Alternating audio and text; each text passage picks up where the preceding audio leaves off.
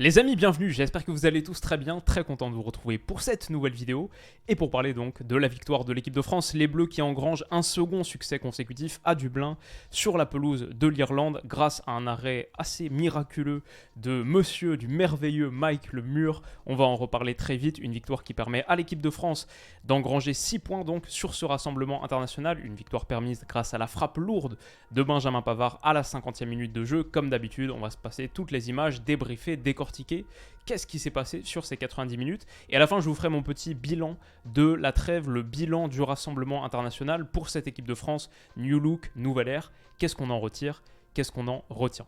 On est parti donc, ça c'est juste la conclusion, magnifique, magnifique arrêt, on va en parler beaucoup et très vite. Mais d'abord ce que j'ai vu, c'est une équipe de France qui était en souffrance face à un bloc bas, qui a eu de la difficulté pour créer, manœuvrer, trouver des espaces, ouvrir des espaces à l'intérieur d'un bloc très très dense sur la largeur. On le voit ici, très compact sur la largeur et grosso modo du 5, allez 4-1, parfois c'était même du 6-4-0. Très très basse et très très défensive cette Irlande.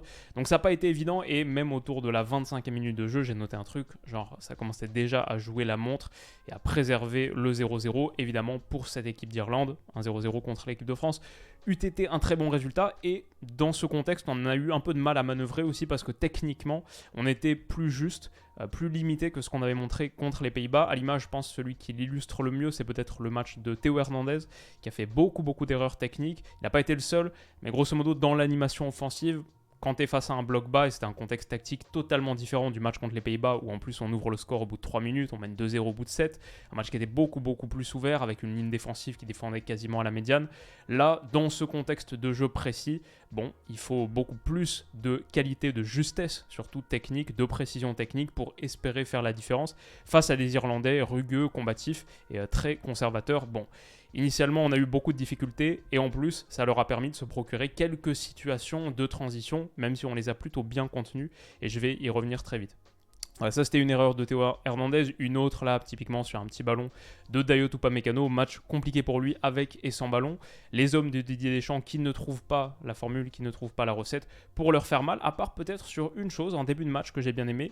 Souvent les moments de délivrance, ils interviennent, ils partent des pieds de Dayot Upamecano, qui a cette qualité de jeu long, de ballon oblique comme ça derrière la ligne défensive, vraiment extraordinaire. Mais ça, typiquement, ça provient d'un moment où la ligne, elle est un poil plus haute, il n'y a pas beaucoup d'espace dans lequel la mettre. Pourtant, ça, c'est une de nos armes. On ne se l'est pas découverte sur ce rassemblement international, mais c'est un truc en plus dans ma satisfaction d'avoir Upamecano en équipe de France et un titulaire sur, j'espère, les 10 prochaines années. C'est cette qualité de jeu long où il trouve Randal Kolo Muani. Malheureusement, il y a une touche de trop. Là, à mon avis, sur ce contrôle, derrière, il doit enchaîner frappe du gauche et il peut la mettre sous le gardien, je pense, qui va avoir du mal à se coucher très vite au sol. Il fait une touche de plus, se l'amène. L'idée de la talonnade derrière, c'est pas trop mal. En plus, elle trouve Giroud, mais bon, il est vite repris par les défenseurs irlandais qui se sont bien repositionnés. Et grosso modo, c'était un geste beaucoup plus compliqué que la pure finition. Randal Kolo Muani, il a fait un match assez compliqué, j'ai trouvé. C'était un peu dur pour lui, bien plus que ce qu'on avait vu contre les Pays-Bas.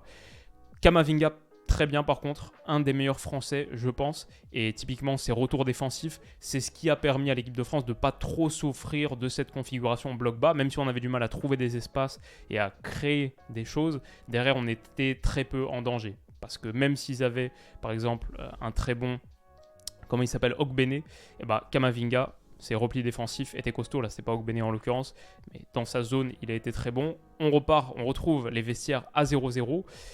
Et voilà, typiquement, Ogbene qui fait encore mal à Théo Hernandez, qui était en difficulté avec et sans ballon ici. Bon, le plan de l'Irlande, c'était assez simple. À chaque fois qu'il y avait un coup de pied arrêté, le tirer, même depuis des positions basses. Et on voit ici l'équipe de France qui défendait très bas. Peut-être que ça, c'est aussi un truc à corriger, défendre un petit peu plus haut, plutôt que de se mettre autant en danger en étant aussi proche. Mais c'est un choix qu'on voit parfois avec une défensive beaucoup plus haute. On n'a pas trop souffert sur ces coups francs excentrés. Par contre, sur les corners, ça a été une autre histoire. Et on va en reparler très vite. Mais sinon, on ouvre quand même le score par l'intermédiaire de Benjamin Pavard. Au bout d'une action qui est assez, je trouve, révélatrice de nos petites imprécisions techniques dans la zone de vérité, dans ce dernier tiers, c'est à la base une balle perdue par Adrien Rabiot parce que Antoine Griezmann, il s'est très bien déplacé en allant, il fait mine d'appel là, pousse un petit peu la ligne et ensuite reste et peut bénéficier d'une position assez avantageuse entre les lignes. Mais malheureusement, le ballon d'Adrien Rabiot, il est juste un petit peu trop décalé et un peu trop long pour Antoine Griezmann, qu'il voit filer devant lui. Derrière, Benjamin Pavard réussit à surgir sur la contre-pression, des choses qu'on avait bien faites, notamment contre les Pays-Bas. La contre-pression de Benjamin Pavard, pile à la perte, pour surgir dans les pieds et ensuite déclencher. Je crois toujours que c'est pas forcément le bon choix. Après, il a confiance en son pied et quelque part le résultat lui donne raison. Mais je me demande si ça aurait pas été un petit peu plus judicieux de continuer à fixer, parce que mine de rien, il a encore un petit peu d'espace, pour ensuite décaler Kolo Muani là. Ça me semblait peut-être la meilleure option sur le papier. Quand il tente sa chance, je suis un peu en mode comme Agüero à Vincent Kompany il y a quelques années. Non, pourquoi ? Mais bien sûr, il me fait taire en plantant une superbe frappe barre rentrante. Magnifique, qui permet à l'équipe de France de prendre l'avantage. 1-0, félicité, congratulé par Kylian Mbappé, par Antoine Griezmann. Derrière, on voit Didier Deschamps dire « Allez, maintenant, on enchaîne ». Et c'est un peu ce que j'imagine. À 1-0, maintenant que tu as pris l'avantage, l'Irlande est obligée de sortir de son module 5-4-1, 6-4-0, obligée de se découvrir. On va avoir plus d'espace. Le match il peut peut-être finir à 0-3. J'ai été assez surpris jusqu'au dernier quart d'heure de voir l'Irlande continuer à être très basse et très conservatrice. Mon analyse jusqu'au dernier quart d'heure, à la 75e minute, je crois que je me note un truc en mode c'est dommage quelque part, cette Irlande, elle était très frileuse de A à Z, même si très combative, très hargneuse, etc., avec de vraies qualités dans le combat, dans la mentalité, dans l'ambition, c'était vraiment limité. Mais finalement, ce dernier quart d'heure, il rééquilibre pas mal les débats et il me fait plutôt mentir. D'ailleurs, on en a profité initialement. Je pense que là, on peut faire mal et peut-être planter le deuxième.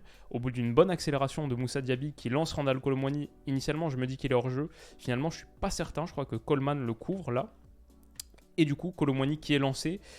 Bon, là, son contrôle est pas bon, c'est dommage parce que sinon il peut le pousser davantage et mettre en retrait pour Kylian Mbappé qui finit dans le but vide, à l'image du match de Randal Kolo Muani que j'ai trouvé grosso modo assez décevant. Dommage pour lui de ne pas avoir réussi à enchaîner sur une seconde partie convaincante, 3 jours après avoir été vraiment impressionnant contre les Pays-Bas et avoir montré beaucoup de promesses dans cette zone. Bon, à la base, il était côté droit, avec Giroud en pointe. C'est peut-être pas quelque part une coïncidence que les joueurs offensifs du côté droit français sont ceux qui se sont le moins mis en valeur, le moins distingués sur ce rassemblement international, que ce soit Kolo Muani sur ce match-là où il était côté droit ou Coman contre les Pays-Bas il y a 3 jours, aussi côté droit. On sait que l'équipe de France penche beaucoup à gauche, c'est assez asymétrique. Et du coup, pour ces joueurs offensifs, assez difficile de trouver de l'espace, de manœuvrer. Ils sont un peu moins bien soutenus, même si en l'occurrence, notre but est venu d'un droitier, d'un mec du côté droit, mais sur une action un peu moins schématique entre guillemets, et d'un défenseur. C'est souvent les défenseurs qui marquent dans les matchs qui sont un peu tendus, qui se finissent avec pas beaucoup de buts. Je sais pas, parfois c'est un signal que tu as eu de la difficulté dans ta créativité et dans ta création d'occasion. En l'occurrence, l'Irlande finit très bien le match. Je pense que sur le dernier quart d'heure, on n'a pas une situation et eux ils enchaînent, ils ont 3 ou 4 corners, plusieurs ballons touchés dans notre surface de réparation, quelques moments très très chauds. Il faut un retour ici de Dayot Upamecano. J'ai trouvé que la charnière pour le coup a été assez sereine, assez à la hauteur de cette fin de match tendue, que ce soit Upamecano, bon là il y a un retour de Camavinga qui contre le centre. Maignan est sur la trajectoire, je pense qu'elle sortait quand même, mais c'est un de ses premiers arrêts du match. On a vu Upamecano, là on voit Konaté, c'était sur une reprise de volée qui a été tentée ici par le numéro 12. Konaté qui dégage de la tête, qui a toujours beaucoup de présence dans ce domaine, et avec ballon aussi, réussit à percer et à offrir un petit peu d'air à l'équipe de France, là, avec un coup franc gratté, toujours cette énorme qualité dans le déplacement. Pourtant, on concède quelques corners et c'est là que l'Irlande peut mettre le plus en lumière ses attributs phares, la hauteur, la qualité sur les coups de pied arrêtés. Il faut un premier bel arrêt de Mike Maignan. Je crois que c'est Jules Koundé qui a été poussé à la faute. J'ai eu très très peur pour lui parce que je crois que ça aurait été déjà son 3e but contre son camp de la saison, après contre le Betis et contre United. Là, il est pas loin d'en mettre un. Il faut un bel arrêt de Maignan. Et puis bien sûr, la grande parade à la 90e minute. L'Irlandais qui s'élève très très haut, qui pour le coup a été plutôt lâché. Je ne sais pas si c'est par Upamecano là. Faudrait revoir la situation, mais énorme parade de Mike Maignan qui se détend, qui va la chercher dans sa lucarne, et derrière j'ai adoré la réaction du mec qui se retourne vers son banc et là en mode mais quoi, comment c'est possible, comment est-ce qu'il a fait J'avais marqué un but, Mike Maignan me l'a retiré.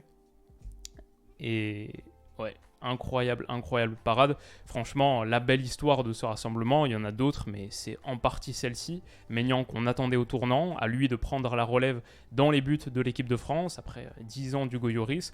C'est évidemment la suite qu'on imaginait, mais il fallait le voir sur le terrain, il fallait que ça fonctionne, il fallait que ça marche, il fallait qu'il fasse le plein de confiance. Ça, c'est fait sans l'ombre d'un doute. Et voilà, du coup, Didier Deschamps, quand il a été interviewé à la fin, pour être honnête, je me souviens pas du tout de ce qu'il a dit, mais si j'étais lui, moi, ce que je dirais, c'est qu'à la fin, même si ce soir l'équipe de France a souffert, ça n'a pas été un match facile, bah à la fin tu sors de ce rassemblement international avec 6 points sur 6 possibles, 5 buts marqués, 0 encaissés, victoire contre les Pays-Bas à Saint-Denis et en Irlande. Pour moi, ça veut dire que tu as déjà remporté 2 des 3 matchs les plus compliqués du groupe. Les 3 matchs les plus compliqués du groupe, c'était en Irlande, contre les Pays-Bas en France, et ensuite le match le plus compliqué, sur le papier en tout cas, c'est contre les Pays-Bas aux Pays-Bas, à Amsterdam. Mais du coup, en attendant, très très bon début sur cette campagne de qualification du point de vue comptable. Évidemment, ce match, il montre toutes les choses qu'il y a encore à améliorer. On a vu nos limites criantes face au bloc bas, évidemment, pour réussir à créer des espaces face à une équipe très très bien regroupée, très physique. On a une énorme marge d'amélioration là-dessus, c'est clair. Mais on a aussi vu, je pense, parmi les grosses satisfactions pour moi de ce rassemblement international, on a vu un secteur défensif très costaud. 0 but encaissé, c'est pas un hasard. C'est parce que Upamecano Konaté, totalement convaincu. Mike Maignan, voilà, comme on a dit, qui a été à la hauteur de ce défi. Je sais pas, Théo Hernandez sur ce match, c'était pas top. Contre les Pays-Bas, c'était pas trop mal. Bien sûr, il y a toujours des interrogations sur les côtés, mais même là, tu as relancé Benjamin Pavard. Donc ça aussi, ça doit être un motif de satisfaction pour Deschamps. Franchement, moi, je sors de ce rassemblement international, je lui donnerais la note de 8 sur 10 pour cette équipe de France nouvelle ère, 8 sur 10, voire 9 sur 10, même si on a souffert ce soir, qu'on n'a pas été très bon ce soir. Je pense qu'en Irlande, contre une équipe très très rugueuse et qui part sur un plan de jeu très conservateur, il y a pas mal d'équipes qui souffrent, c'est normal, même toutes les grandes équipes souffrent. Ça veut dire que ça nous montre aussi notre marge d'amélioration face au bloc bas. Mais grosso modo, je suis personnellement assez convaincu et rassuré de ce rassemblement international. En attendant de voir la suite maintenant, c'est assez rare que je regrette la fin d'une trêve internationale. Bien sûr, le foot de club reprend et on a un énorme week-end qui arrive. Ça va être absolument génial, je vais en faire une preview, etc. Mais j'ai déjà hâte de retrouver l'équipe de France parce que franchement, ces bleus-là me font kiffer malgré la soirée, je suis totalement d'accord pour le dire, qui a été pénible, qui a été difficile et qui nous permet, mais je pense que c'est salutaire aussi, de nuancer l'enflammade entre guillemets du match contre les Pays-Bas. C'est bien, quelque part c'est aussi un petit retour sur terre. Je sais pas, par exemple par rapport à la performance d'un Kolo Muani qui a été bien moins bon là qu'au premier match, pardon. Bon, ça veut dire qu'il y a encore du travail et ça permet de partir, je trouve, sur des bases assez saines. Les amis, dites-moi ce que vous en avez pensé de ce match, de la trêve internationale, du rassemblement de l'équipe de France, de ces deux parties. Dites-moi tout et on se retrouve très vite demain pour une nouvelle vidéo. Prenez soin de vous et à bientôt. Bisous.